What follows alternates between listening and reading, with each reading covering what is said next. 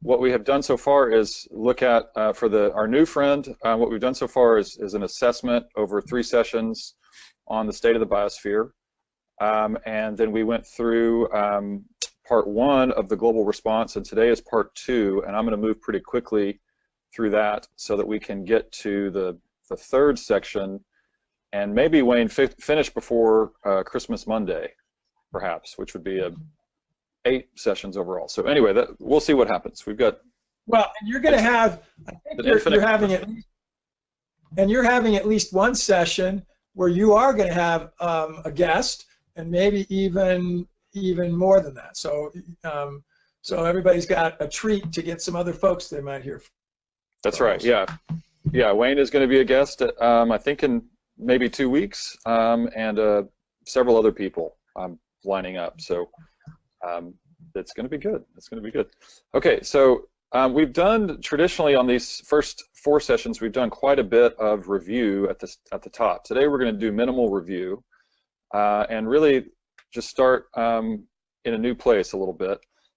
But the core idea here is that what we're talking about when we're saying global biospheric restoration are the biological aspects of our climate system and our life support systems, and that those are actually, as we learned in the first section, those are in dire distress right now. They've been radically reduced. It looks like it wouldn't be unfair to say maybe 60% of global biospheric assets have been destroyed in the last 50 years or so, believe it or not. Since World War II, certainly, there's been a ton of change, and that's in the previous videos, as well as a whole lot about solutions and the viability being a real thing, and that we're talking about working with the best resources literally in the universe to restore the planet and to respond to climate change in the way that makes the most sense both for the biosphere and the climate system. So, okay, so last week's review is super short today.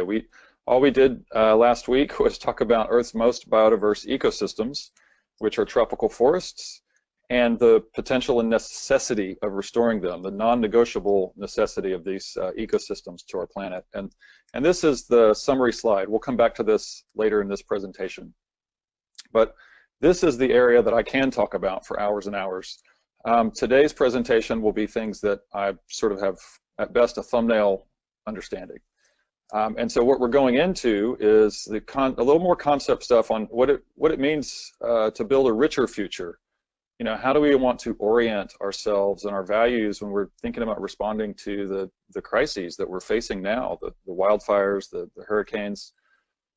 Pretty soon we'll have I'm sure some blizzards. You know, there's just a lot of things going on right now that it's easy to lose perspective on the idea of where do we want to be.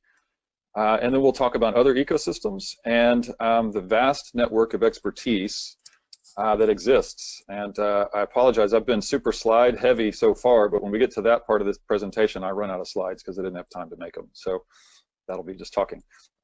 Okay, so section 1 here, building a richer future.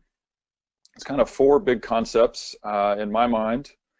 We're talking about the sum of the parts being really what a biosphere is, what is required for biodiversity to be productive in terms of relationships, and what that productivity really kind of means, and then the idea of responding to today's crises with abundance. And I think there's a good chance everybody listening and watching is familiar with permaculture and with what Wayne's doing with the colonomics, and is already probably engaged in learning about other ways to bring biological abundance into business context.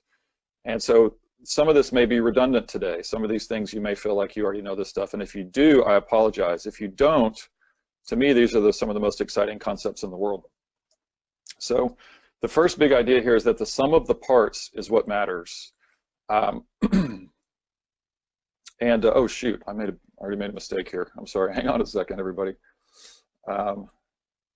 What I want to do really quickly is we've been talking about biodiversity this whole time, and we have yet to actually just take a moment and appreciate some biodiversity.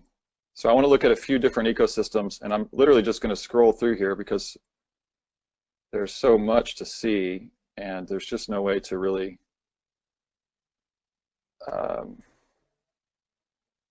create a endless archive of photos. This isn't even the tip of the iceberg in terms of tropical forest biodiversity.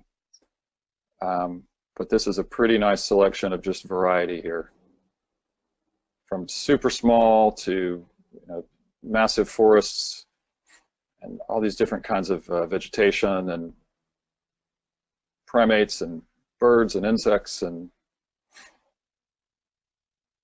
tropical forests, as we said, are the most, or as we showed, are the most biodiverse ecosystems on the planet. So this is supposedly the most biodiverse part of the tropical forests. This is the Yasuni Wilderness in the Amazon, which is in Ecuador.